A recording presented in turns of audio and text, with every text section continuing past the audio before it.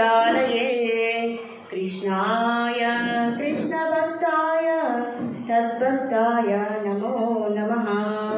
वाञ्छाकल्पतरुभ्यश्च कृपा सिन्धुभ्य एव च पतितानां पावनेभ्यो వైష్ణవేభ్యో నమో నమః.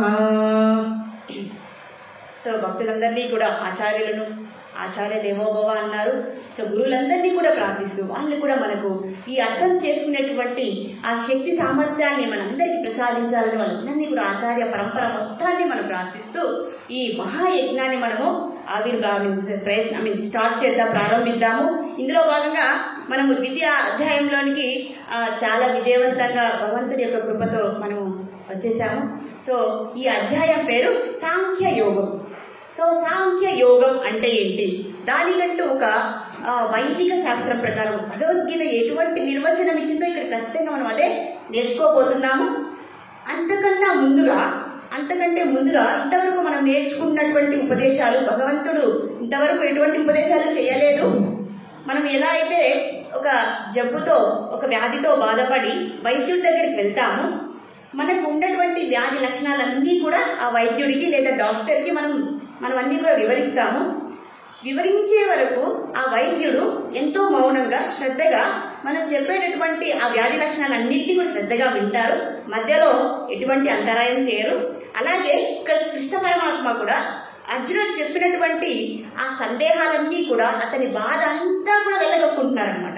సో ఇది నా బాధ, ఇందుకు నేను యుద్ధం చేయట్లేదు, ఇందువలన నేను ఈ రథంలో ఎప్పుడైతే యుద్ధానికి ఉపక్రమించామో, యుద్ధానికి సంసిద్ధులయ్యామో, అటువంటి సందర్భంలో ఇటువంటి విషమ పరిస్థితుల్లో నేను యుద్ధము చేయను అని ఆ అస్త్రశస్త్రాలన్నింటినీ కూడా కింద పడేసి తను కూడా కింద కూర్చుండిపోయాడు.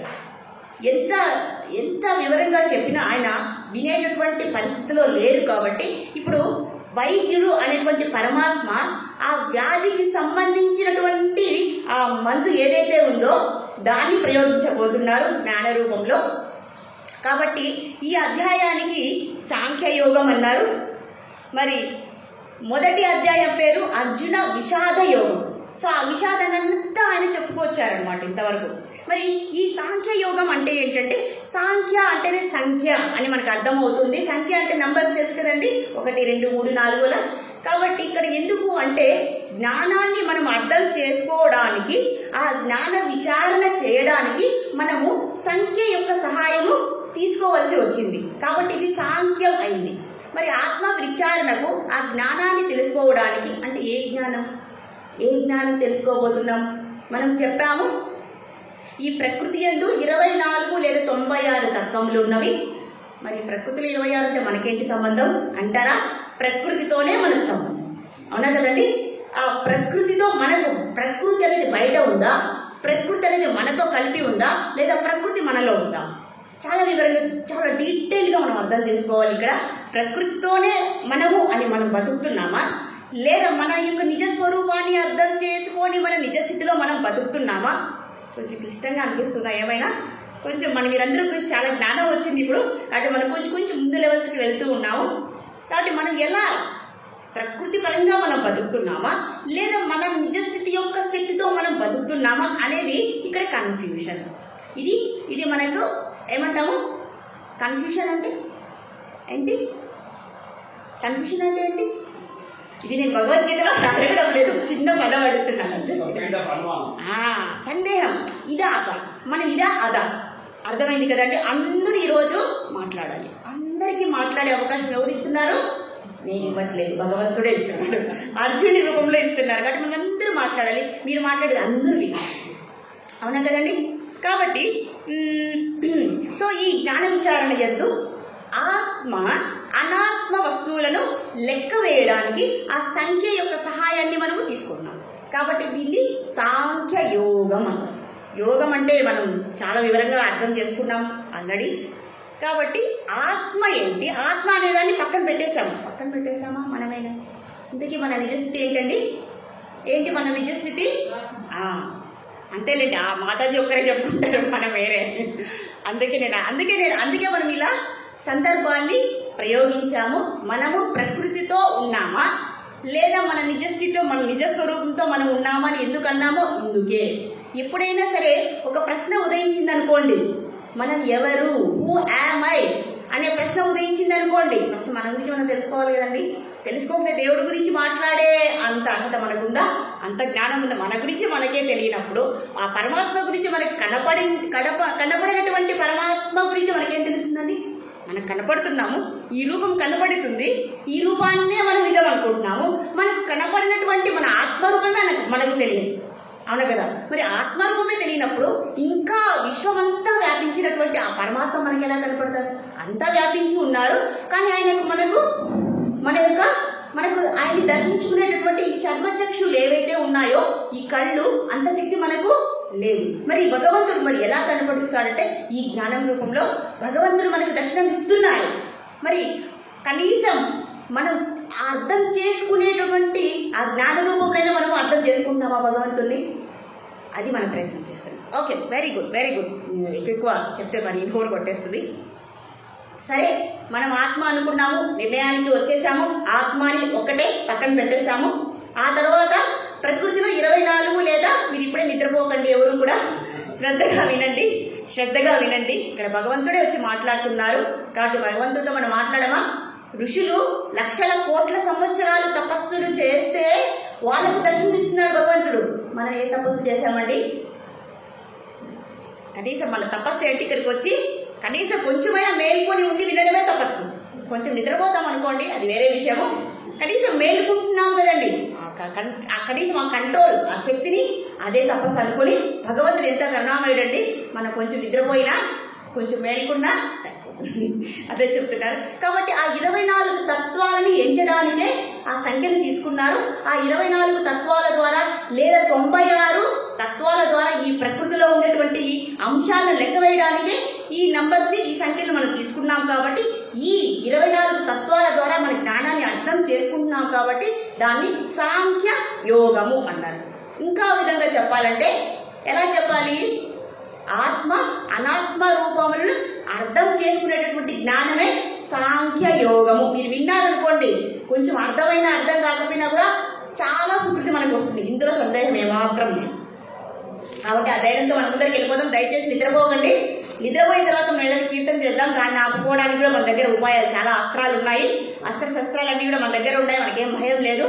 ఆ నిద్రని మనము జయించేద్దాము, అవునా కదండి? గుడాకేశ అంటారు ఇక్కడ. నేను ఎందుకంటే అంత ధీమాగా చెప్పేస్తున్నానంటే మన దగ్గర ఎవరున్నారు? గుడాకేశ ఉన్నారు. గుడాకేశ అంటే ఎవరండి? నిద్రను జయించిన వాడు. అలాగే చీకటిలో కూడా ఎంతో చక్కగా సవ్యసాచిగా బాణాలు వేసేవాడు మన దగ్గర అర్జునుడు ఉన్నాడు. కాబట్టి మీ నిద్ర ఉపాయాన్ని పోగొట్టుకునే ఉపాయం మన దగ్గర ఉంది. అస్త్రశస్త్రాన్ని నేను వదిలేస్తాను, కాబట్టి మీ నిద్ర పుష్కాగ్యాన్ని వెళ్ళిపోతుంది. శ్రద్ధగా ఉండండి. ఎనివే, మీరు అలసిపోయారు, నాకు అర్థమవుతుంది, బట్ ట్రై చేయండి. కాబట్టి ఇక్కడ అర్జునుడి యొక్క దీనస్థితిని అర్థం చేసుకుని భగవంతుడు ఏం చేయబోతున్నారు? అతనికి ఆత్మతత్వాన్ని, ఆత్మ యొక్క స్వరూపాన్ని, ఆత్మ యొక్క నిజతత్వాన్ని, అలాగే కర్మ రహస్యాన్ని, ఈ ప్రబోధాన్ని, ఈ గీతా అమృతాన్ని భగవంతుడు యోగం ద్వారా చెప్పబోతున్నారు. యోగం అంటే ఏం లేదండి, మార్గం అంటే ఏమి?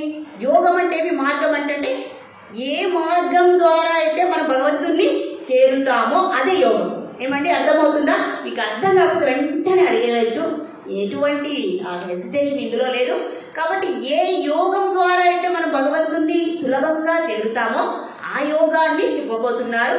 అలాగే ఏ సాధన ద్వారా మన యొక్క బాధలన్నిటినీ పోగొట్టుకుంటామో, బాధలు పోగొట్టుకున్న తర్వాత ఎలా ఆనందాన్ని పొందాలో ఇక్కడ ఆ యోగాన్ని కూడా భగవంతుడు చెప్పేయబోతున్నారు. మీకు ఇంతకుముందే చెప్పాను, భగవద్గీత అంటే 18 ప్రశ్నలు, 18 సమాధానాలు, 18 యోగాలు.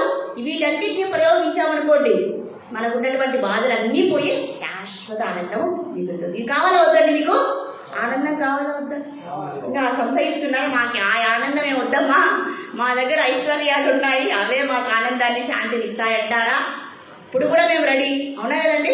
ఆ శాశ్వత ఆ ఆనందం ఎలాంటిదో కూడా ఇక్కడ చెప్పేస్తున్నారు. కాబట్టి నిజమైన ఆనందాన్ని భగవంతుడు ఇవ్వాలనేటువంటి ఆ సత్సంకల్పాన్ని, ఆ ప్రయత్నాన్ని మనం అర్థం చేసుకొని భగవంతుని సహకరించి మనం లబ్ధి పొందుదామని ప్రయత్నించాలి. చూడండి, శిష్యుడు ఎలా ఉండాలి, గురువు ఎలా ఉండాలి. ఇంతకుముందు మనం నేర్చుకోవాల్సింది గురు శిష్య పరంపర ఎలా ఉండాలి. శిష్యుడు ఎలా ఉండాలండి? శిష్యుడు అంటే శిష్యుడు ఎలా ఉండాలి? What is the quality of A disciple? ఎలా ఉండాలి? శిష్యుడికి ఉండవలసిన ప్రధాన లక్షణం ఏంటి? వినయం. Very good. ఇంకా దగ్గర ఆన్సర్ చెప్పించాలి, లేకపోతే మీరు ఇలానే చూస్తూ ఉంటారు. Very good, very good.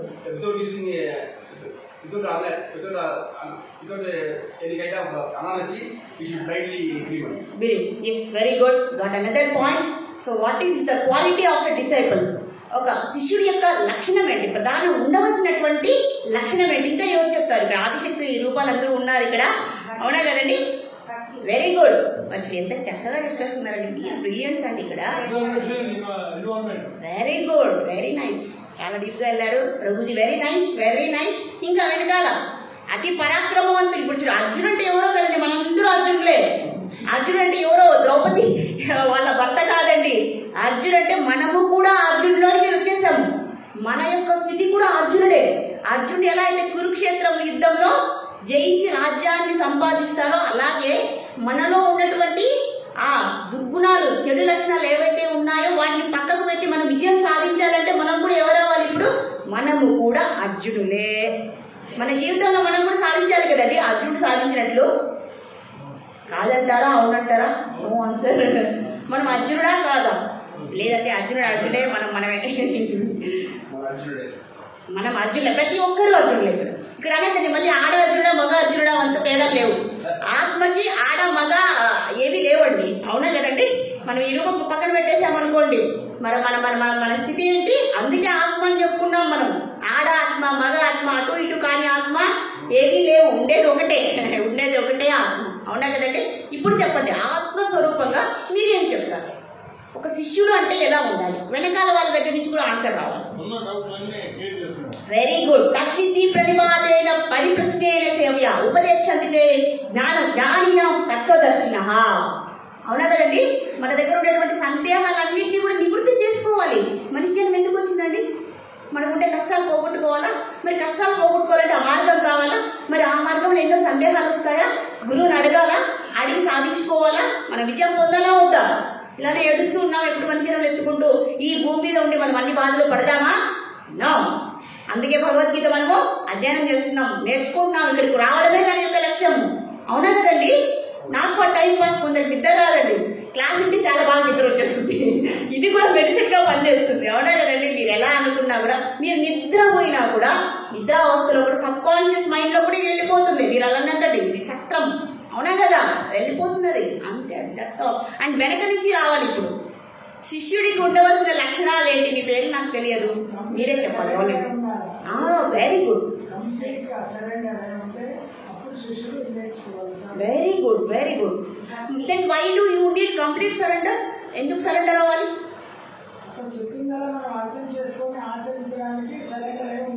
దానికి కారణం ఏంటి?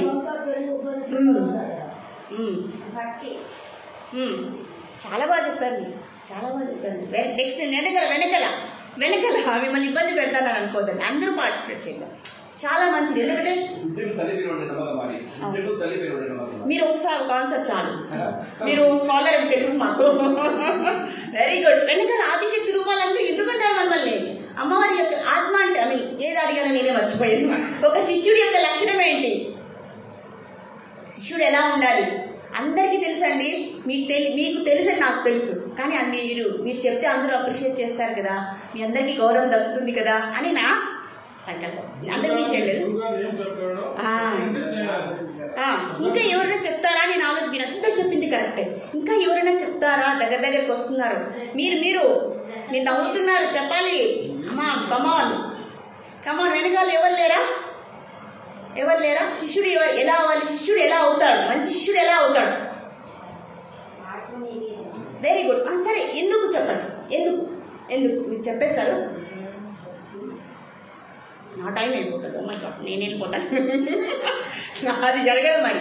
సరే, గురువు ఏవైనా మనలో ఉండేటువంటి దోషాలు ఏమైనా చెప్పారనుకోండి, ఏవైనా ప్రాబ్లమ్స్ ఉన్నాయి మనలో, ఏవైనా సరే దోషాలంటే ఏమైనా మనం తప్పులు చేస్తుంటాము, మనకు అంత జ్ఞానం ఉండదు, అంత తెలివి ఉండదు, we're not smart mind enough.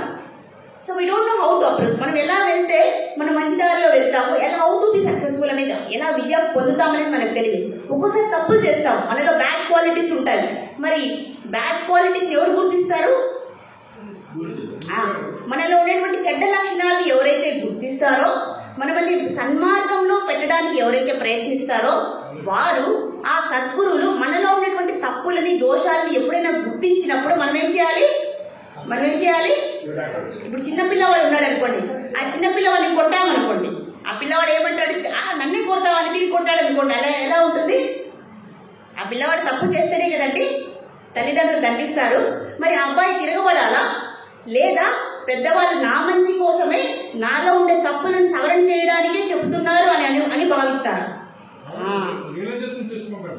గురువు ఎప్పుడూ కూడా మనలో ఏవైనా దోషాలుంటే వాటిని గుర్తించి వాటిని రూపుమాపడానికే గురువు ప్రయత్నిస్తారు, అంతే కదండి. కాబట్టి శిష్యుడు ఎప్పుడు కూడా గురువు చెప్పినట్టు, ఇప్పుడు తప్పును కనుక్కున్నారనుకోండి, నా దగ్గర తప్పు లేదు, నాకు అలాంటి దోష గుణాలు లేవు, నేను చాలా మంచివాడిని అని మనం చెప్పాలా? చెప్పకూడదా? మనలో తప్పులుంటేనే కదండి గురువు.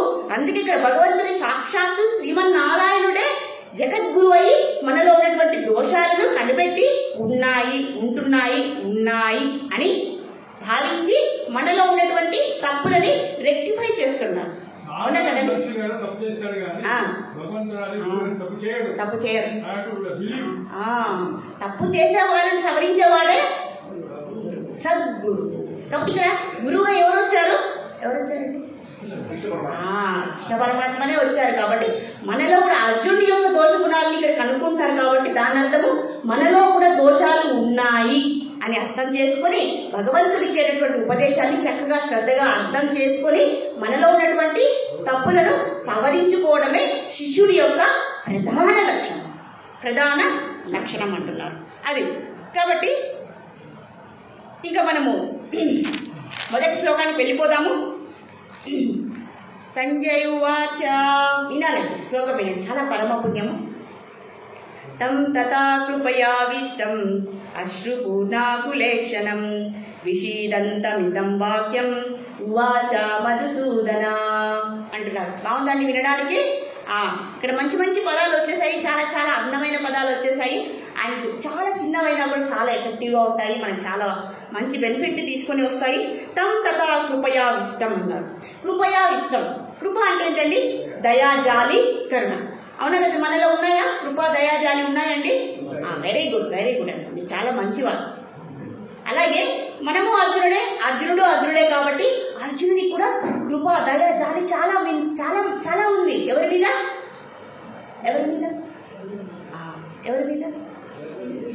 కృష్ణుడి మీద ఉందా? ఇప్పుడు ఎవరి మీద యుద్ధం చేయాలి? బంధువుల మీద కృప, దయ, జాలి చాలా ఉన్నాయి. ఇక్కడ ఎవరు చెప్తున్నారు అసలు? ఈ శ్లోకాన్ని సంజయుడు చెప్తున్నారు. ఎవరు చెప్తున్నారు? సంజయుడు ఎవరు చెప్తున్నాడు? వెరీ గుడ్, ధృతరాష్ట్రుడికి చెప్తున్నాడు. మొదటి శ్లోకము 2వ అధ్యాయంలో మొదటి శ్లోకము సంజయుడు ధృతరాష్ట్రుడికి చెప్తున్నాడు. అవునా కదండి? గుర్తెచ్చుకోండి. అయ్యా ఓ ధృతరాష్ట్ర మహారాజా, ఇక్కడ అర్జునుడి యొక్క భావం ఏమంటే ఆయనకి తన బంధువుల మీద చాలా ప్రీతి, చాలా దయ, జాలి, కరుణ కలవాడు, అందువల్ల ఆయన యుద్ధము చేయలేకపోతున్నాడు అని చెప్తున్నారు. తం తథా కృపయావిష్టం అశ్రుపూర్ణాకులేక్షణం. అయ్యా ఆయన ఆ దేహాభిమానంతో, ఆ బంధు ప్రీతితో నేను నా బంధువులని చంపలేను అని దుఃఖిస్తున్నాడు అనమాట. దుఃఖించి బాధించి కళ్ళలో నీళ్లు వచ్చేస్తున్నాయి. అవునా కదండి? ఎప్పుడు వస్తున్నాయి కళ్ళలో నీళ్లు? ఎప్పుడు వస్తున్నాయి? ఇప్పుడు యుద్ధానికి అందరూ పూనుకున్నారా? అందరూ యుద్ధ సన్నద్ధులే వచ్చేశారు. తీరా యుద్ధం చేసేటప్పుడు అర్జునుడు ఏమంటున్నాడు? ఎదుటి వారంతా నా బంధువులు, నా గురువులు, నా తాతలు అంటున్నాడు. మరి యుద్ధానికి సన్నద్ధం కాకముందు తెలియదా? అప్పుడు ఆ కృప లేదా? ఆ దయ లేదా? ఆ జాలి లేదా? అవునా కదండి? యుద్ధం ఊరికే నిర్ణయించారా? పెద్ద బ్యాటిల్ ఫీల్డ్ ని ఊరికే నిర్ణయించారా? ఎన్నో చర్చల తర్వాత, ఎన్నో మీటింగ్స్ తర్వాత, ఎన్నో శాంతి ఉపదేశాల తర్వాత యుద్ధానికి ఉపక్రమించారు. వేరే ఆప్షన్ లేదని. మరి ఉపక్రమించే ముందు ఆయనకు తెలియదా నా బంధువులు ఉన్నారే? చూడండి, నా బంధువులు ఉన్నారు, అప్పుడు దయ లేదా? అప్పుడే దయ ఉంటే ఈ స్థితి వరకు వస్తుందా? అవునా కదండి? నిజంగా ఇది దయ అంటున్నారు. అర్జునుడికి ఉండేది దయ, జాలి, కరుణ, ప్రేమ, ప్రీతి, వ్యామోహం ఎవరి మీద? కౌరవుల మీద. మరి యుద్ధానికి రెడీ కాకముందు ఆ దయ, జాలి, కరుణ లేదా? ఉందా లేదా? మీరే చెప్పాలి. ఉన్నాయి. మరి మరి ఇప్పుడు ఎందుకు కొత్తగా వస్తుంది? మరి నిజంగానే ఉంటే యుద్ధం చేస్తారా? మన బంధువుల మీద యుద్ధానికి నిర్ణయిస్తామా? అస్త్రశస్త్రాలన్నీ తీసుకొని వస్తామా? తీసుకుంటాం. మరి అప్పుడు యుద్ధానికి ముందు లేనిటువంటి దయ యుద్ధానికి రెడీ అయిన తర్వాత బాణాన్ని సంధించే ముందు ఆ దయ ఎందుకు వచ్చింది? అది నిజమైన దయ. ఆలోచించండి. అదే ఆ బంధుప్రీతి ముందు లేదా? అంతకుముందు కనిపించలేదా?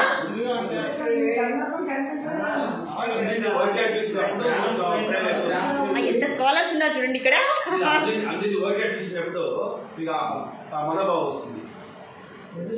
అందరికి దగ్గర చేసినప్పుడా? ఇంకా ఇంకా మనిషి లేనప్పుడు మనిషి తెలుసు అంటారు కదా, యుద్ధంలో చనిపోతే ఇంకా ఇక్కడ చనిపోలేదు.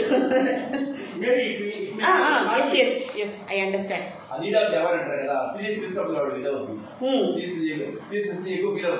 అంటే మీరు అంగీకరిస్తున్నారు ఈ విషయాన్ని. వెనకాల వాళ్ళు ఎవరు సమాధానం చెప్పట్లేదు, వాళ్ళందరూ ముందు వచ్చి కూర్చోవాలి.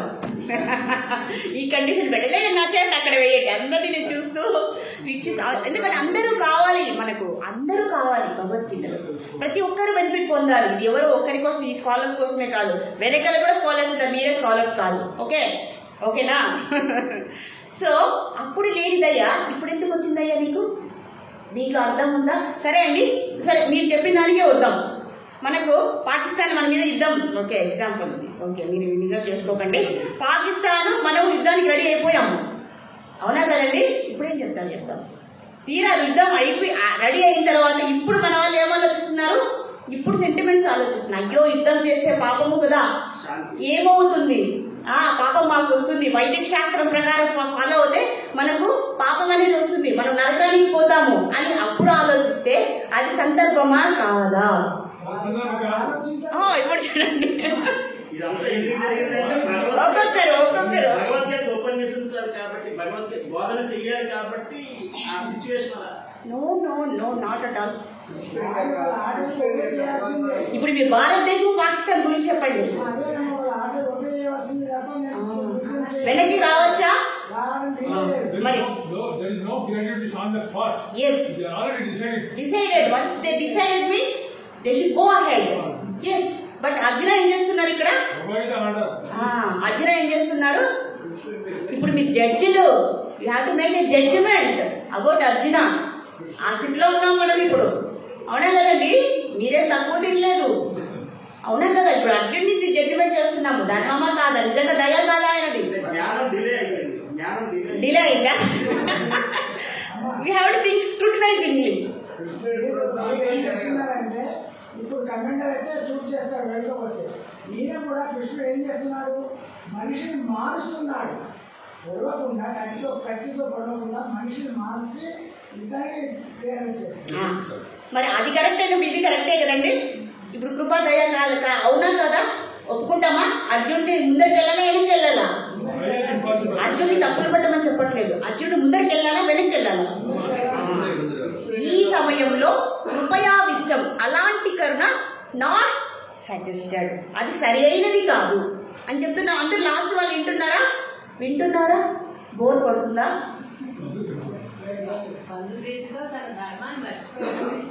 ధర్మాన్ని మర్చిపోయారా? ప్రీతి అంటే అప్పుడు ప్రీతి లేదా? మరి క్షత్రియుడి యొక్క ధర్మం ఏంటి? వన్స్ మిలిటరీ సైన్యం అక్కడికి పోయిన తర్వాత ధర్మాన్ని మనం ఆలోచించుకునే కదా ముందరికి వెళ్తాము. ముందరికి వెళ్ళిన తర్వాత యుద్ధం చేయాలి కదా. ఇప్పుడు పిస్టల్ అన్ని మనము లోడ్ చేసేసాము, ఇంకా వేసేయాలి, లేకపోతే వాళ్ళు మనల్ని కొట్టేస్తారు. మన దేశానికి మనం అధర్మం చేసినట్లు. అప్పుడు మనం వెనక్కి వెళ్ళవచ్చా? బుల్లెట్ ఆల్రెడీ లోడ్ అయిపోయింది, అప్పుడు మనము వెళ్ళొచ్చా వెనక్కి? ఆయనకి ధర్మ విచక్షణ. దీనికి కారణం ఏంటి? What is the root cause of this problem? Either he is really merciful or he is showing the real kindness and mercy? No, that is not the real mercy. That is not at all the real mercy. అది దయ కాదు, అసలైన ప్రీతి కాదు. రణరంగం మాయ అంటారు. So దయ కాదు అనుకున్నాం అంటే నా టైం అయిపోయింది. మై గాడ్ నాకు టైమే లేదు అసలు. మై గాడ్ నేను ఒక్క శ్లోకం కూడా చెప్పలేనేమో ఈరోజు. సరే అష్టపూర్ణాకులేషన్ ఆయనకి బాధ వచ్చేసింది. ఆయన మనసంతా కూడా ఎలా శోకం అయిపోయింది. మనకి చెప్పామండి ఇప్పుడు మనసుకి శోక మోహం ఇప్పుడు అవి చూడాల్సిన అవసరం లేదు, మీరు మళ్ళీ మీకు సర్వ్ చేస్తారు. సో మనసుకి ఎప్పుడు కూడా శోకం అనేది ఉంటుంది, బాధ అనేది ఉంటుంది. శోకము, రాగము, మోహము వీటి వల్ల మనకు దుఃఖం వస్తుంది. ఆ దుఃఖం వల్ల మన కళ్ళలో నీళ్ళు వస్తాయి. కళ్ళలో నీళ్ళు ఎందుకు వస్తాయండి? లోపల మనసు ఎక్కువ బాధ అయిపోతే ఆ మోహము, ఆ శోకము అవన్నీ కూడా బాధగా దుఃఖంగా మారి కళ్ళ నీళ్ళ ద్వారా వస్తాయి. షడూర్ములు అని చెప్పుకున్నామా? శరీరానికి ఆకలి దప్పులు, మనసుకి శోకమూర్ఛనలు, అలాగే దేహానికి జన్మ మృత్యులు. కాబట్టి ఈ షడూర్ములను మనము ఎదిరించాలి. ఆకలి దప్పుల్ని కూడా ఎదిరించాలి, ఈ శోక మోహాల్ని కూడా మనం ఎదిరించాలి, అలాగే ఈ జన్మ మృత్యుని కూడా ఎదిరించాలి. అందుకే భగవద్గీత చదువుతున్నాం. My God what a highest goal అండి. ఎవరైనా మనకు జన్మ మృత్యు లేకుండా చేస్తారా? ఎవరైనా చేస్తారా? చేయగలరా? భగవద్గీత చేసి చూపిస్తుంది. అందుకే వినాలి మన భగవద్గీత. ఇంతకంటే పెద్ద బెనిఫిట్ ఏమైనా ఉంటుందండి? లేదండి మాకు బాగుంది, జన్మ బాగుంది, మృత్యు కూడా బాగుంది అంటే that's fine, no problem, you can enjoy here, enjoy, no problem. భగవంతుడు జ్ఞానంతో పాటు is giving free will also. Free will కూడా ఇస్తున్నారు మీకు, మీరు ఏమైనా చేసుకోవచ్చు. నేను జ్ఞానం టీచర్ చెప్తాడు, ఆ తర్వాత మీ ఇష్టం అంటారు. అలాగే హియర్ కృష్ణ పరమాత్మ also giving the free will. అయ్యా నేను చెప్తున్నాను, ఇంకా నేను ఇష్టం. సో అలాగే ఇక్కడ ఆయనకు ఈ బాధతో, అయ్యో బంధువులు నా ఎదురుగా నా బంధువులు ఉన్నారు, ఆ బంధు ప్రీతితో, ఆ దేహం యొక్క మోహంతో నా వాళ్ళు నాది అనే బాధతో ఆయనకి దుఃఖం పొంగుకొచ్చి కళ్ళ నిండా నీళ్లు వచ్చేసాయి. ఎప్పుడైతే మన కళ్ళ నిండా నీళ్లు చేరుతాయో మనకు దూరంగా ఏమీ కనిపించదు, మనసు పనిచేయదు, బుద్ధి పనిచేయదు, దూరదృష్టి అనేది లేకుండా పోతుంది. ఎటువంటి కర్మను మనం ఆచరించలేము. మనం ఏడుస్తున్నప్పుడు ఏమైనా పని చేస్తామా? మన బ్రెయిన్ పని చేస్తుందా? పని చేయదు. అలాంటి స్థితి కలిగింది ఇప్పుడు ఎవరికి? అశ్రుపూర్ణాకులేక్షం విషీదంతమిదం వాక్యం. అయ్యా ఈ విషమ పరిస్థితుల్లో, అవునా కదండి, నువ్వా నేనా కొట్టేసుకోవాలి ఇప్పుడు, అవునా కదండి? ఇలాంటి విషమ పరిస్థితి ఎందుకు వాడారు ఇక్కడ? ఇప్పుడు చూడండి, దుర్యోధనాదులు ఎంత అధర్మపరులు, ఎంత అన్యాయపరులు, వాళ్ళు చేయని తప్పే లేదు, అవునా కదండి? అటువంటి వారిని సమర్థించే వాళ్ళు ఎవరు? మిగతా రాజులందరూ కూడా, ప్రపంచంలో రాజులందరూ కూడా, మిగతా రాజులందరూ కూడా దుర్యోధనుడి పక్క జాయిన్ అయిపోయారు. ఎందుకంటే పాండవుల పక్క చాలా కొద్ది మందే ఉన్నారండి. ఎందుకంటే అందరికీ అధర్మమే కావాలి.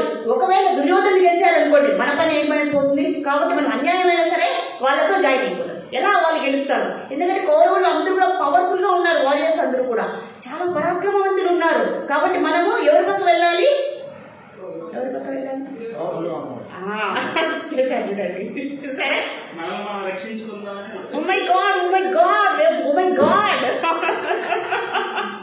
అందుకే అండి భారత్ కురుక్షేత్ర సంగ్రామం ఎందుకు జరిగింది ఇప్పుడు అర్థమైందా? బయట వచ్చేది. This is common sense, right? This is just simply common sense.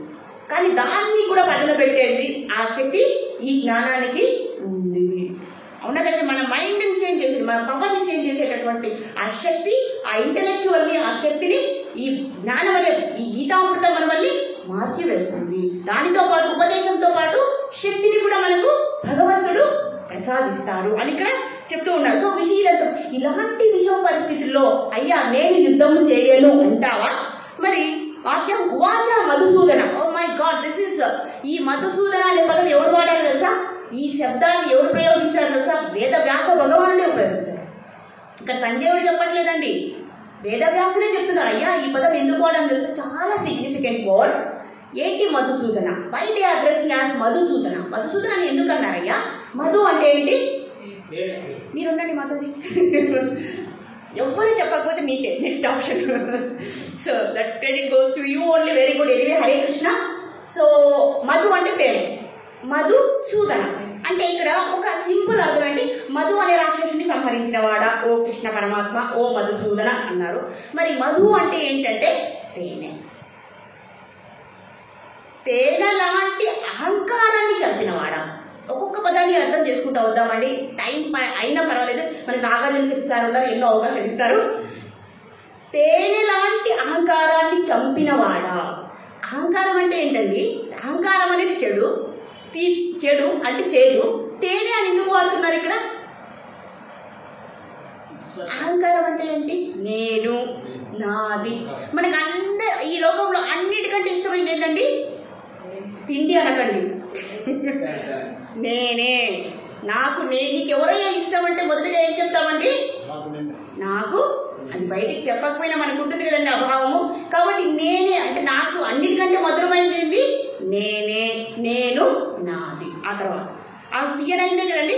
కాబట్టి మధు అని వాడారు. తేనె అంటే నా మీద నాకే ఎక్కువ తీపిదనం, నాకు ఇష్టం, ప్రియమైనది. అలాంటి అహంకారాన్ని సంహరించిన వాడా. అర్థమైందండి? అంటే అహంకారము దేంతో సమానము? Very good, very good, very good, very good. అలాంటి అహంకారాన్ని చంపినవాడా. కాబట్టి మనలో అహంకారాన్ని ఎవరు తొలగిస్తారండి? ఎవరు? ఆ జ్ఞాన రూపంలో మనకి ఇప్పుడు అహంకారం అంటే ఏంటో అర్థమైంది కదా. మనలో ఉన్నటువంటి దుర్గుణాలను చంపేవాడే మధుసూదనుడు. అలాంటి తత్వాన్ని ఎప్పుడైతే మన అహంకారాన్ని, దుర్గుణాన్ని పోగొట్టుకుంటామో అప్పుడే మనం మధుసూదనత్వాన్ని పొందినట్లు. ఆ పొందినవాడే ఆ మధుసూదన్ని పొందగలడు అని ఇంకొక అర్థంగా ఇక్కడ చెప్పిస్తున్నారు.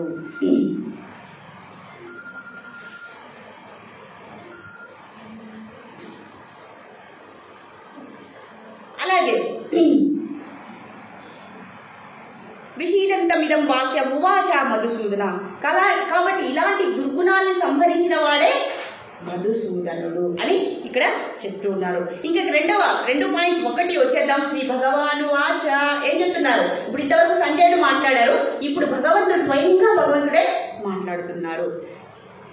కుతస్వాకష్మలమిదం విషమే సముపస్థితం అనార్యదుష్టం అస్వర్గం అకీర్తికరం అర్జున. ఇక్కడ ఒక్కొక్క పదం చూడండి. ఇక్కడ భగవంతుడే మాట్లాడుతున్నారు. ఈ 3 శ్లోకాలు చాలా చాలా ముఖ్యమైనది. కుతస్వా కష్మలమిదం. కష్మలం అంటే మాలిన్యం. ఇప్పుడు అర్జునుడు మాలిన్యం అంటే ఒక అర్థం చెప్తున్నారు, భగవంతుడు ఒక అర్థం చెప్తున్నారు. అర్జునుడు ఏం చెప్తున్నాడు? కుతస్వా కష్మలమిదం అంటే అయ్యా మన బంధువులని మనం సంహరిస్తే వచ్చేది మనకు పాపమే. ఆ పాపమే కష్మలము. అలాంటి మనస్తత్వాన్ని నాకు అవసరం లేదు అని ఎవరు చెప్తున్నారు? అర్జునుడు. మరి భగవంతుడు ఏం చెప్తున్నారు? అయ్యా నీలో శోకము, మోహము, రాగము, ద్వేషము ఇవన్నీ ఏవైతే ఉన్నాయో ఇదే మాలిన్యము, దీన్నే కష్మలమిదం అంటున్నాడు. నీలో ఉండేది కష్మలము, చాలా మలినమైనటువంటి దుర్గుణాలు ఉన్నాయి. కాబట్టి దాన్నే కష్మలం, కాబట్టి అది అవసరం లేదు నీకు. అలాంటి మాలిన్యం ఏముందండి అంటే దేహాభిమానం వల్ల నీకు వచ్చే వ్యామోహం, రాగద్వేషాలు వస్తున్నాయి, అహంకారం అనేది వస్తుంది, నేను నాది అనేది. కాబట్టి దాన్నే కష్మలం అన్నారు. దాన్ని తొలగించుకో. ఆ కష్మలాన్ని పక్కన పెట్టి నువ్వు యుద్ధం చేయి అంటారు. కుతస్వా కష్మలమిదం విషమే సముపస్థితం. ఇలాంటి సమయంలో, ఇలాంటి విషమ పరిస్థితుల్లో నువ్వేం చేయాలి? నీలో ఉన్నటువంటి ఆ వ్యామోహం ఏదైతే ఉందో, ఆ దేహాభిమానం ఏదైతే ఉందో, ఆ రాగద్వేషాలని, ఆ మాలిన్యాన్ని పక్కన పెట్టు, తొలగించుకో అంటున్నారు. అనార్య దుష్టం అస్వర్గం. అనార్య దుష్టం. అయ్యా లోకంలో 2 ప్రజలు ఉన్నారు. ఈ 2 రకాల ప్రజలు ఉన్నారు. ఒకరు ఆర్యులు, రెండవది అనార్యులు. ఆర్యులు అంటే ఎవరండి? మనం ఆర్య నాగరికతను చదివాం కదా, అది కాదు. అది వాళ్ళు బ్రిటిష్ వారు కనిపెట్టినటువంటి పదము. ఆర్యులు అంటే భగవంతుడి యొక్క భక్తి కలవారు. అలాగే ఆర్యులు అంటే శ్రేష్ఠుడు. శ్రేష్ఠుడు అంటే ఏంటండి? ఈ పదం మిమ్మల్ని ఇప్పుడు అడిగేపోతుంది. శ్రేష్ఠుడు అంటే గొప్పవాడు. ఇంకా ఏం చెప్తారు? Very good. ఇంకా ఏం చెప్తారు? వెరీ గుడ్, చెప్పిన వాళ్ళు. నెక్స్ట్ ఆది పరాశక్తి రూపాలు ఇక్కడ ఉన్నాయి. హరే కృష్ణ చెప్పాలి. ప్యూరిటీ, స్వచ్ఛత, శ్రేష్టమైన వాడు, స్వచ్ఛమైన వాడు, ప్రకాశం కలవాడు, ధైర్యం కలవాడు, ఉత్సాహం కలవాడు. ఎన్ని పదాలు ఉన్నాయి శ్రేష్ఠుడు అంటే పరిశుద్ధమైనటువంటి ఆత్మ కలవాడు, పరిశుద్ధమైనటువంటి మైండ్, ఆలోచన శక్తి కలవాడు, పరిశుద్ధమైనటువంటి బుద్ధి కలవాడు, పరిశుద్ధమైనటువంటి మనసు కలవాడే ఆర్యుడు. ఇప్పుడు మనం చెప్పుకోవాలి. ఇప్పుడు ఎవరో అర్జునుడి గురించి చెప్పలేదంటే ఆయన ఆర్యుడే, అందులో ఎటువంటి సందేహము లేదు. మరి ఎందుకు చెప్తున్నారయ్యా భగవంతుడు? మన కోసమే. మనం శ్రేష్ఠులమా కాదా? మనస వాచ కర్మన మనం చేసే కర్మలు, మనం ఆలోచించే ఆలోచనలు మన మనసు నిజంగానే ప్యూర్గా ఉందా, శుద్ధంగా ఉందా, పరిశుద్ధంగా ఉందా, లేదా మాలిన్యంగా ఉందా? మనము ఇంట్రోస్పెక్ట్ చేసుకోవాలి. అందుకే ఈ పదం దగ్గర నేను ఆగేశాను. ఎందుకంటే మనం ముందరికి వెళ్ళిపోయామనుకోండి, there is no point of learning Bhagavad Gita. కాబట్టి నిజంగా మనం ప్రశ్న వేసుకోవాలి, నిజంగా మన మనసు పరిశుద్ధంగా ఉందా? ఎంతమంది చేతులు ఎత్తుతారు? కనీసం ప్రయత్నిస్తున్నాం, నిజంగానే ఉందా? కనీసం గుర్తించామా మన మనసు, మనం మాట్లాడే పదాలు, మనం ఆలోచించే విధానము, మనం చేసేటటువంటి కర్మలు, మన బుద్ధి నిజంగానే పరిశుద్ధంగా ఉందా? I'm not talking about the Puttaparthi. It is a perfect dham. This is no doubt up to that. But పుట్టపర్తిలో ఉండి కూడా సరే మీ దగ్గరికి వస్తా. I come to your point. నిజంగా ఇలాంటి పరమ పవిత్రమైన ప్రదేశంలో మనం ఉండి నిజంగా మనం పరిశుద్ధంగా ఉన్నామా, శ్రేష్ఠుడిగా ఉన్నామా?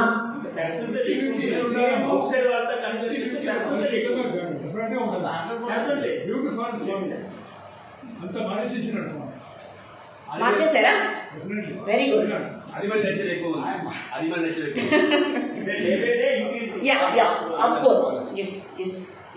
మనం ఏం చేయాలి? ఇలాంటి పరమ పవిత్రమైన ప్లేస్ లో ఉన్నామంటే మనకు అర్హత ఉంది, కానీ ఇంకా కూడా మనము ప్యూరిఫై చేసుకోవాలి. ప్యూరిఫై అది ఎవరి వల్ల సాధ్యమవుతుంది? ఎవరి వల్ల సాధ్యమవుతుంది? జ్ఞానము. ఈ మాలిన్యం అనే కంటామినేషన్స్ ఏం చేయాలి? ఈ జ్ఞానం అనేది బూడిద చేసేస్తుంది. దేన్ని? ఇంప్యూరిటీస్ ని. మనలో ఏమైతే మాలిన్యాలు అంటే ఏంటండి?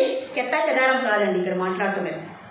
మనలో ఉన్నటువంటి దుర్గుణాలు ఏవైతే ఉన్నాయో అవన్నీ కూడా కష్టమలమే అని ఇక్కడ భగవంతుడు మనకే చెప్తున్నారు.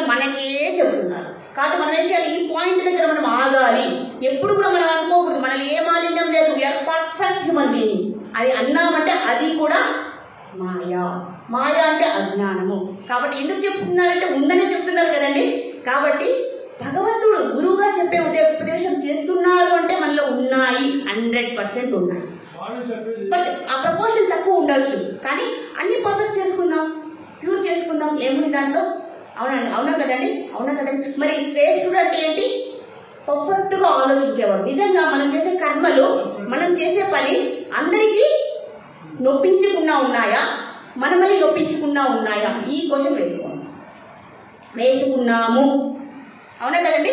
కరెక్ట్గా ఆలోచించే విధానం అంటే మన మాటలు, మన చేతల వల్ల, మన పనుల వల్ల, మన కర్మల వల్ల ఎవరు బాధపడకూడదు, మనం కూడా బాధపడదు.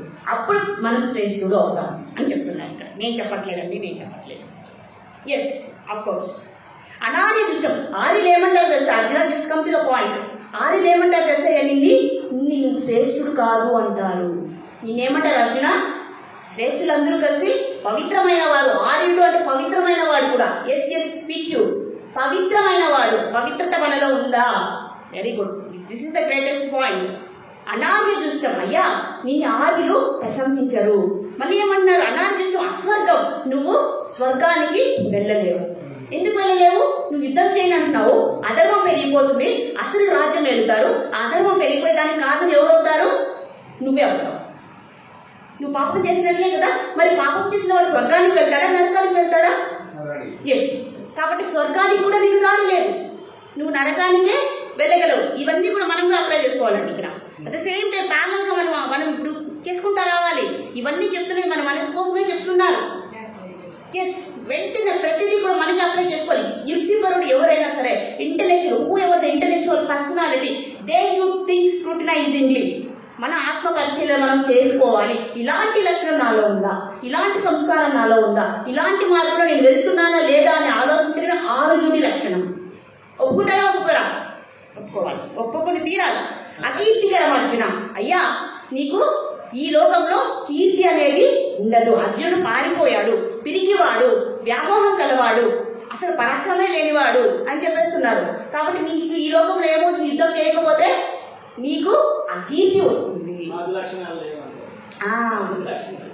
అనేది వస్తుంది. ఆర్యుడు అంటేనే శ్రేష్ఠుడు, ధైర్యవంతుడు, పరాక్రమవంతుడు, ఉత్సాహంగా కలవాడు. ఎప్పుడు ఉత్సాహంగా ఉంటాడు. ఎవరండి ఉత్సాహంగా ఎప్పుడు ఉంటారు? ఎప్పుడు ధైర్యంగా? ఎవరండి ధైర్యంగా ఉంటారు ఇక్కడ? మనం ఎప్పుడు కూడా ధైర్యంగా ఉంటున్నామా? ఎందుకు లేము? ఎందుకు లేవు? ఒక ఒక ఒక ఒక ఒక క్లూ చెప్పండి. ప్యూరిటీ లేకపోవడం. Yes yes yes, very good. భగవంతుడి మీద నమ్మకం ఎక్కువైతే ధైర్యం జరుగుతుందా? ఎస్. నమ్మకం అంటే ఫస్ట్ పరమాత్మ మనలో ఉన్నామని ఫీల్ అవుతున్నామా? పరమాత్మ ఇక్కడే కదా ఉన్నాడండి, విశ్వమంతా వ్యాపించి ఉన్నాడు పరమాత్మ, మనలో కూడా ఉన్నాడు కదా. ఆ పరమాత్మ ఉన్నాడనే ధైర్యం మనకుందా? ఆ విశ్వాసం మనకుందా? ఆ విశ్వాసం ఉన్నవాడికే ధైర్యం ఉంటుంది, మనకుందా? మరి మనం ఒకసారి ధైర్యం ఉంటుంది, ఒకసారి అధైర్యం ఉంటుంది. మొన్న సునామీ, ఇప్పుడు భూకంపం వచ్చింది కదండి, ఎంత భయపడిపోతున్నాం చూడండి. మరి సునీత విలియమ్స్ ఏం చేశారు? ఆమె రోజులో కూడా భగవంతుని తీసుకెళ్లారు. అయ్యా, నా లోపల ఉండే పరమాత్మ కాదు, ఆ జ్ఞానాన్ని కూడా నేను తీసుకెళ్తా. ఆ రోజులో ఆమెకు సహాయపడిన వాళ్ళు ఎవరు? ఎవరైనా సహాయపడగలరా? తిరిగి ఆమె భూమిని చేరుకునే వరకు నమ్మకము 1% మాత్రమే, జస్ట్ 1%.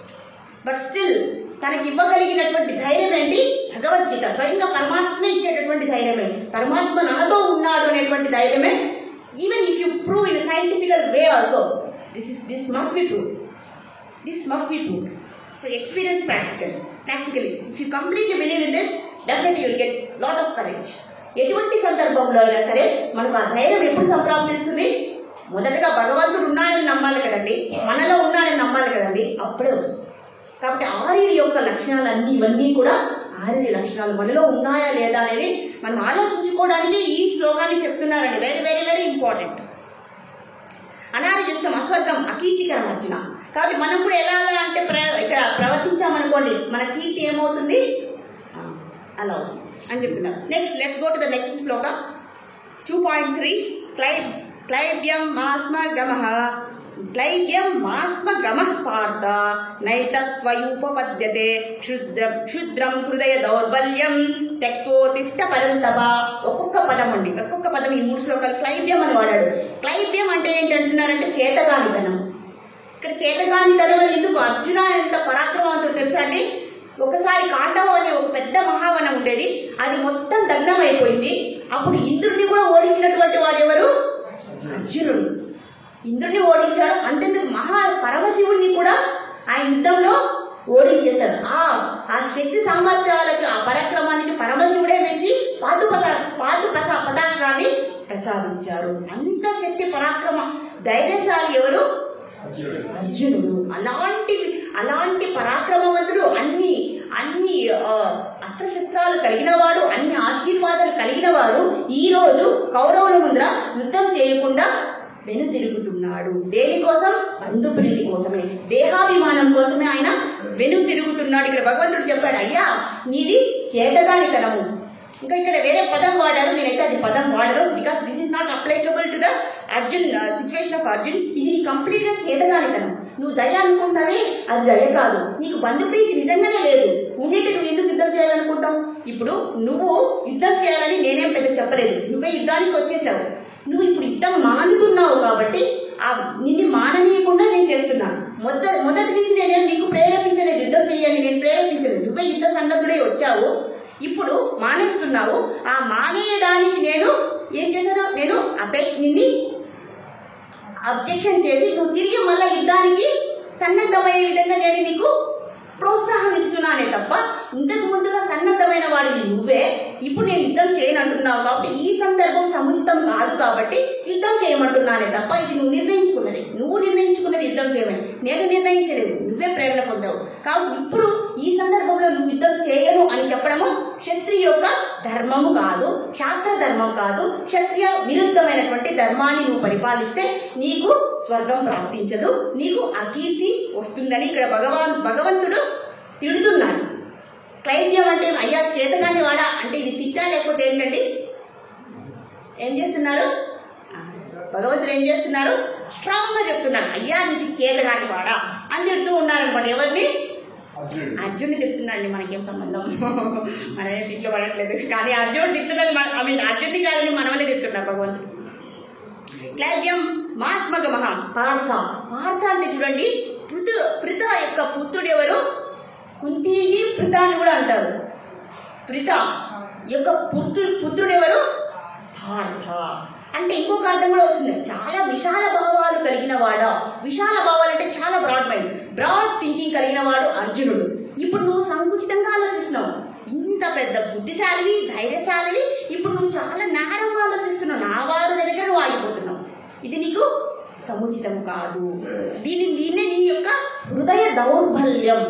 అయ్యా మరి ఆ సైడ్ ఎవరున్నారు? భీష్మ ద్రోణ కర్ణాదులటువంటి పరాక్రమవంతులు ఉన్నారే, మరి వాళ్ళని చూసి నువ్వు భయపడుతున్నావని నేను అనుకుంటున్నానా? అనుకోవట్లేదు. భీష్ముడు అంటే ఎవరండి? అమిత పరాక్రమవంతుడు, అవునా కదండి? భీష్మ ప్రతిజ్ఞ చేసిన వాడు, కామాన్ని ఎదిరించిన వాడు ఎవరు? భీష్మదేవుడు, అవునా కదా? ఆయన ఆజన్మ బ్రహ్మచారిగా నిలిచిపోయాడండి. ఆయన కోరికల్ని కూడా ఎదిరించేశాడు, కాలాన్ని కూడా ఎదిరించేశాడు, సర్వసంగ పరిత్యాగి అయిపోయాడు. మరి అలాంటి అమితమైన పరాక్రమానికి నేను భయపడుతున్నావు అనుకుంటున్నావా అర్జున?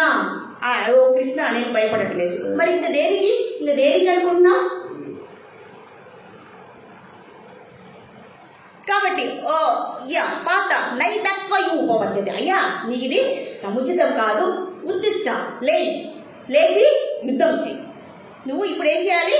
ఇవన్నీ కూడా నీకు వర్తించవు. నువ్వు భీష్మ ద్రోణ కర్ణుడిని కూడా నువ్వు ఓడించగలిగేటటువంటి శక్తి నీలో ఉన్నది. ఎందుకంటే శివుణ్ణే ఓడించావు, అవునా కదండి?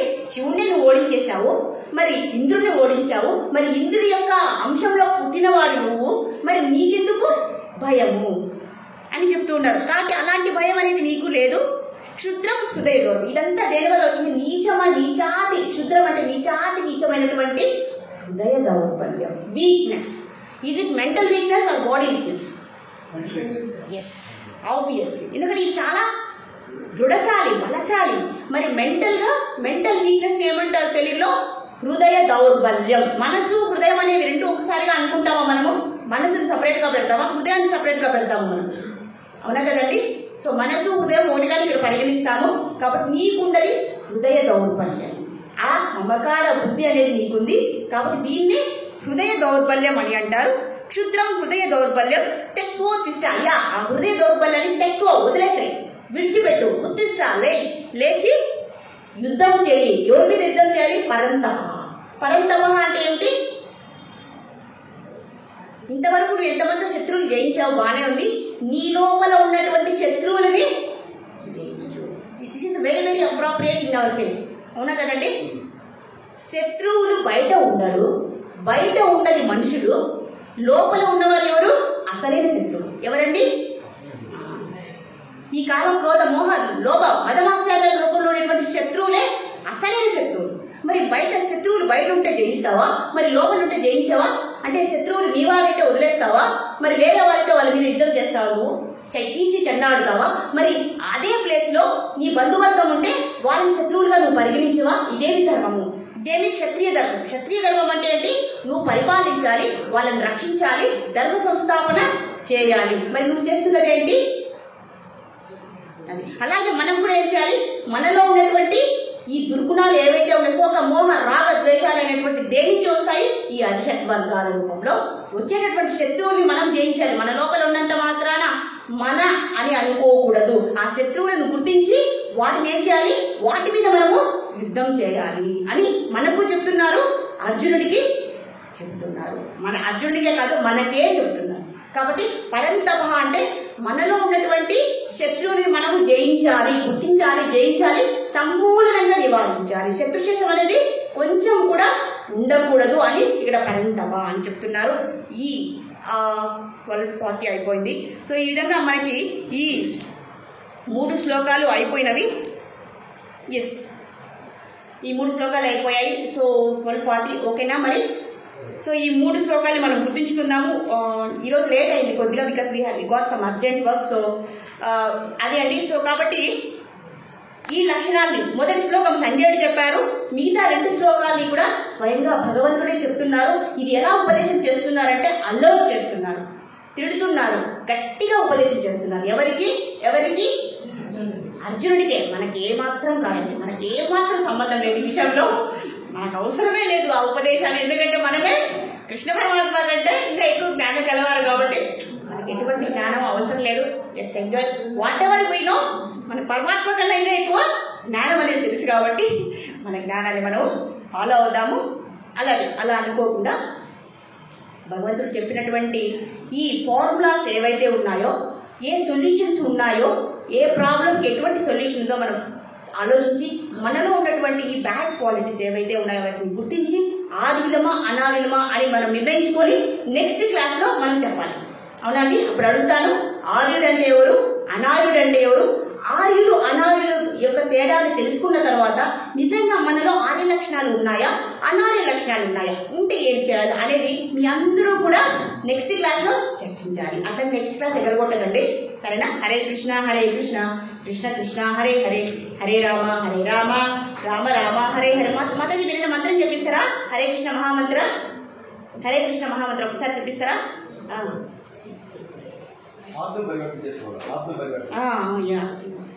హరే కృష్ణ అందరూ చెప్పండి. హరే కృష్ణ కృష్ణ హరే హరే, హరే రామ రామ రామ హరే హరే. హరే కృష్ణ కృష్ణ కృష్ణ హరే హరే, హరే రామ రామ రామ హరే హరే. హరే కృష్ణ కృష్ణ కృష్ణ హరే హరే, హరే రామ రామ రామ హరే. హరే కృష్ణ